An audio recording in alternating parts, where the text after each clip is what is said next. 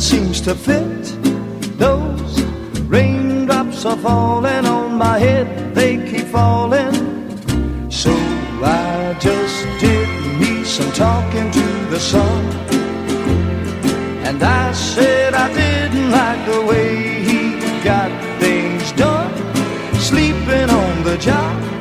Those raindrops are falling on my head, they keep falling. But there's one thing I know, the blues they send to meet me won't defeat me. It won't be long till happiness steps up to greet me.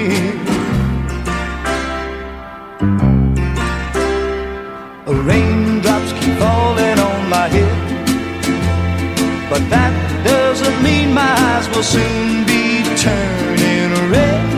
Crying's not for me, 'cause I'm never gonna stop the rain by complaining, because I'm free. Nothing's worrying me.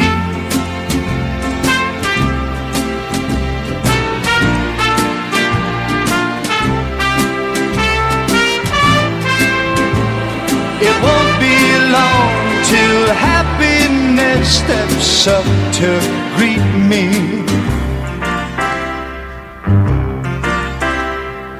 Raindrops keep falling on my head, but that doesn't mean my eyes will soon be turning red. Crying's not for me, 'cause I'm never gonna stop the rain by complaining, because I'm free. Nothing's worrying me.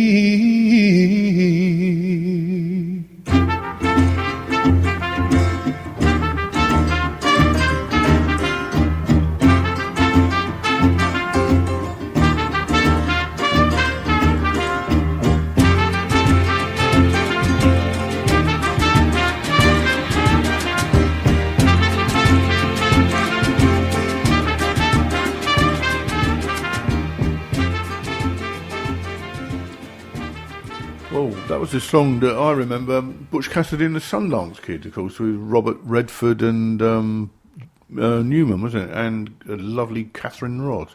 She was being rode around on a bicycle, and she was sitting on the basket of a bicycle, and this was playing, wasn't it? The one thing that really amazes me about you, Bob, is that you're so knowledgeable. I wish I had half of your a load of knowledge. Trivial nonsense. Well, no. It's because all the books you read, isn't it? And all the time you sit in front of the television and watch these movies and all that. Well, watch the Swedish stuff. Don't I? I don't want to know about the Swedish stuff. Thank you. That's very good. Billy Joe, B.J. Thomas. That was born on 7th of August 1942 in Hugo, Oklahoma. American popular singer. He is particularly known for his hit songs of the 1960s and 70s, which appeared on the pop country and Christian music charts. His most well-known recording, of course, was that one, Raindrops Keep Falling on My Head, Bacharach and David composition. Now, I always thought that was Sacha Distel, the French Monge 2. Yeah, I mean, Raindrops Keep Falling on My Head. I mean, it's a pop. Everybody did it, didn't they? Standard, so many cover versions of it. It's just unbelievable, isn't it? Yeah, he's 72 now, Billy Joe Thomas. Yeah. He was raised in and around Houston in Texas, graduating from the Lamar Consolidated High School in Rosenberg. Before his solo career, he sang in a church choir as a teenager, then joined the musical group The Triumphs. During his senior year, he made friends with Roy Head of the Roy Head and the Traits. The Traits and the Triumphs had several Battle of the Bands events they held several Battle of the Bands events in the early 1960s. Quite a popular thing, wasn't it? It was indeed, yes. In 90s, I was a judge once at a Battle of Bands here. Oh, really? It's one of the worst things I think I ever did. Because the bands were good, but you obviously had to pick a winner. And there were all these guys up from London, and they were sort of the mafia. And they decided that I would be the MC of the judges because of, obviously, my radio work and all that. So, because it was me that had to stand up and say, and I'd like to declare that the winner was, the Backstreet Blues from Brixton or whatever Well, it I thought was. you'd be unbiased, did I? Well, the fact is that because walking back from the bar before the winners were announced, this two little, they weren't little at all, they were huge. They came up to me and sort of, hey mate, you're the judge, aren't you? If our group don't win, don't forget your life's at stake. So it was bent, was it? Oh, no, it wasn't bent at all. But anyway, I digress, and I shouldn't. Because in 1966, B.J. Thomas and Triumphs released the album I'm So Lonesome I Could Cry, and that was on Pacemaker Records. It featured a hit cover of the Hank Williams song I'm So Lonesome I Could Cry, and the single sold over 1 million copies and was awarded a gold disc. The following up single, Mama, peaked at number 22, and in the same year, Thomas released a solo album of the same name as the Skepta, on the Skepta Records label. Thomas came back to achieve mainstream success again in 1968, first with The Eyes of a New York Woman, then 5 months later with a much bigger Hooked on a Feeling, which featured the sound of an electric sitar, and was the first release on the album On My Way on Skepta Records.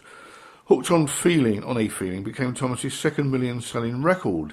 A year later, Butch Cassidy and the Sundance Kid featured Thomas performing. Oh, he did. It was him in the film, right? Featured Thomas performing the Bacharach David song "Raindrops Keep Falling on My Head," which won the Academy Award for Best Original Song that year and hit number 1 on the Billboard Hot 100 in January 1970. The sales have also exceeded 1 million copies, with Thomas being awarded his third gold record. The song was also released on an album of the same name. Other hits of the 1970s were Everybody's Out of Town, I Just Can't Help Believing, which got to number 9 in 1970, covered by Elvis Presley, No Love at All, Mighty Clouds of Joy, and Rock and Roll Lullaby. Thomas's earlier hits were with Scepter Records, his label for 6 years.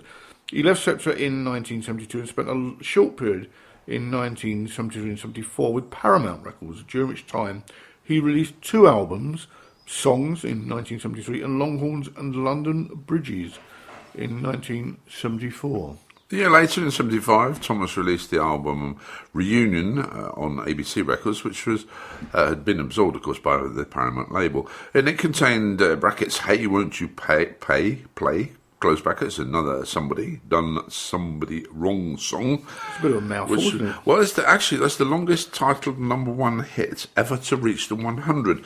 So again, that's another bit of useless information for you, isn't it? Yeah. But, and it was Thomas's first big hit since 1972, and of course secured him his 4th gold record.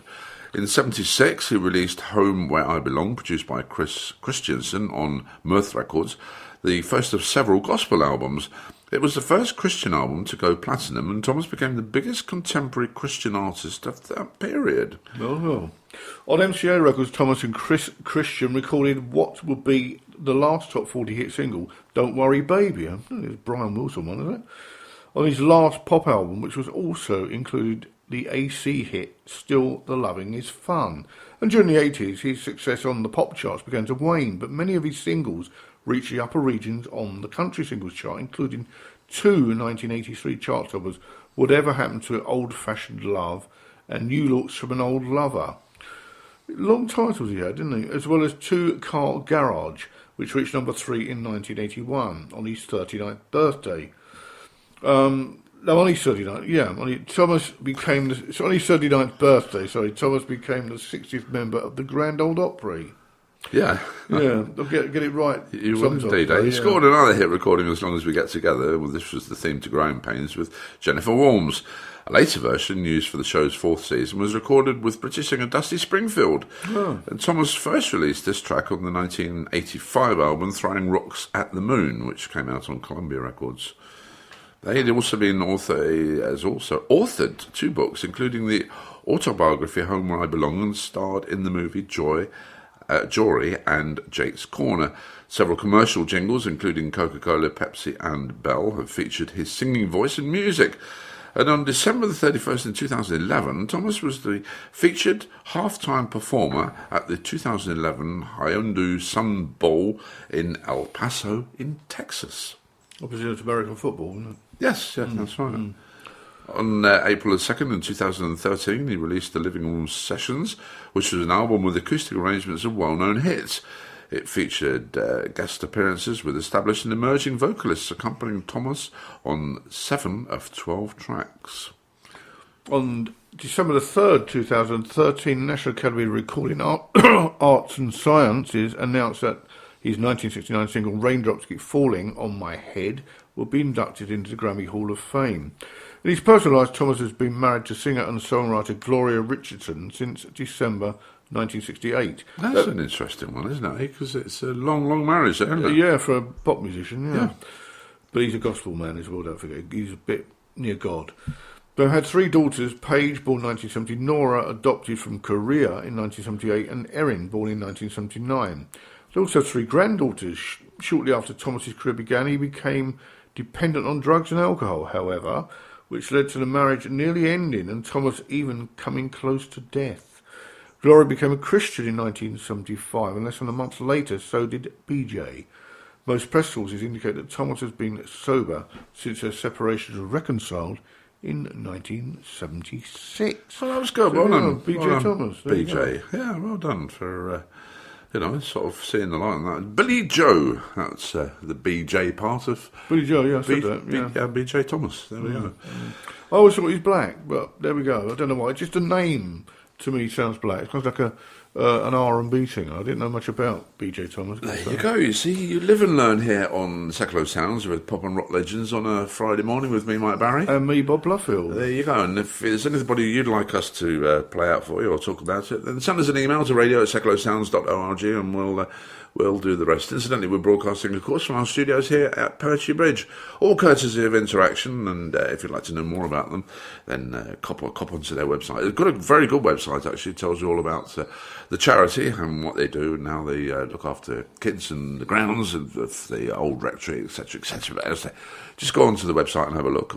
Also go onto the website of secularsounds.org, because this programme is repeated on the schedule on a couple of times a week, but if you want to listen to it when you want to listen to it, then just go on to Spreaker.com and go on to the Secular Sounds page. And listen to it whenever you like or wherever you like.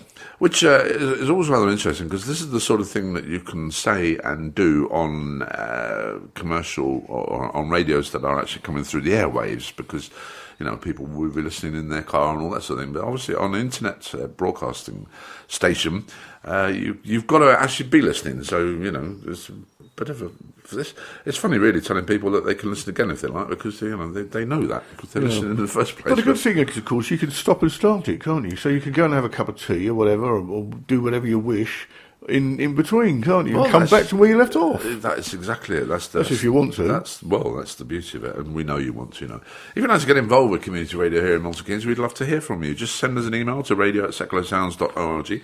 We are always on the lookout for people to help, and that's not necessarily just the person, the voice behind the microphone, because putting a radio program together is, quite a feat in itself, and we require technical operators and producers and people to meet and greet and people to make cups of tea and do all sorts of jobs here that's involved around a community radio station.